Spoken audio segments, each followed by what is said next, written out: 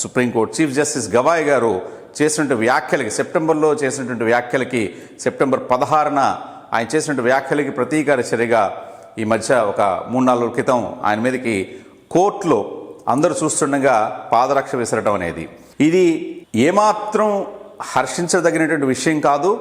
నిర్వివాదాల్సినటువంటి విషయం ఏంటంటే దీన్ని పూర్తిగా ఎవరైనా సరే ఖండించాల్సిందే.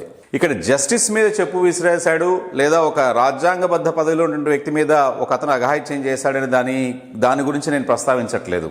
ఎవరైనా సరే మనుషులే. రాజ్యాంగం మనం కల్పించుకున్నటువంటిది, రాజ్యాంగం భగవద్గీత సమానం అని మనందరం ప్రజలందరూ నమ్ముతున్నటువంటి నేపథ్యంలో ఒక వ్యక్తి మీద భౌతిక దాడి చేయడం అనేది ఎటువంటి పరిస్థితులు కూడా ఖండించాల్సిన విషయమే. అయితే దీన్ని మనం ఇంకా లోతుగా పరిశీలించినట్లయితే ఇక్కడ కొన్ని మనకు విషయాలు బోధపడతాయి. సుప్రీంకోర్టు చీఫ్ జస్టిస్ లేదా భారత రాష్ట్రపతి, భారతదేశ ప్రధానమంత్రి, ఒక రాష్ట్ర ముఖ్యమంత్రి, వీళ్ళందరూ కూడా ఒక తండ్రి స్థానంలో ఉన్నటువంటి వ్యక్తులు, ఒక గొప్ప గౌరవమైన పదవిలో ఉన్నటువంటి వాళ్ళు. వీళ్ళు హుందాగా ప్రవర్తించాలనేటువంటిది ప్రతి ఒక్కళ్ళ కోరిక, ప్రతి ఒక్కళ్ళ ఆశ.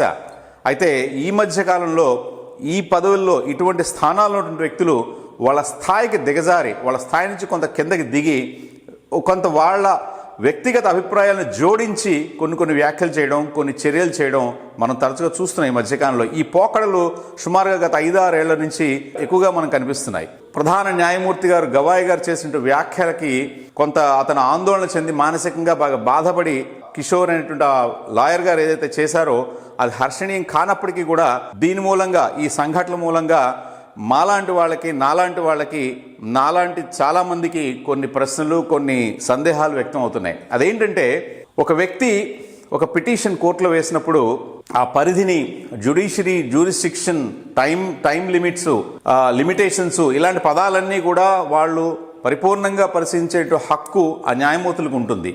అది సరిగ్గా ఫైల్ చేశారా లేదా, ఆ కంటెంట్ సరిగ్గా ఉందా లేదా టైం లిమిట్ లోపల చేశారా లేదా, ఇలాంటి అంశాలన్నీ కూడా మీరు ఎంతైనా ఎగ్జామిన్ చేసుకోండి. మీరు స్క్రూటినీ చేస్తారు కదా, ఒక అప్లికేషన్ పెట్టినప్పుడు, ఒక కేసు ఫైల్ చేసినప్పుడు మీరు దానికి నెంబర్ ఇవ్వాలా అక్కర్లేదనేటువంటి దాని గురించి మీరు స్క్రూటినీ చేస్తారు కదా. ప్రతి కోర్టులో, చిన్న సెషన్స్ కోర్టు నుంచి సుప్రీంకోర్టు వరకు కూడా, అక్కడే మీరు వాళ్ళని రిజెక్ట్ చేయండి లేదా యాక్సెప్ట్ చేయండి. ఒకసారి మీరు కేసు యాక్సెప్ట్ చేసిన తర్వాత మీరు ఆ కేసుని డిక్లైన్ చేయడం, రిజెక్ట్ చేయడం లేదా ఆ కేసు డిస్మిస్ చేయడం అనే ఈ ప్రక్రియలో అవతల వ్యక్తి పిటిషన్ యొక్క మనోభావాలు దెబ్బతీయడం అనేది అంత సరైనటువంటి విషయం కాదు, ముఖ్యంగా చీఫ్ జస్టిస్ లాంటి పదవిలో ఉన్నటువంటి వాళ్ళకి.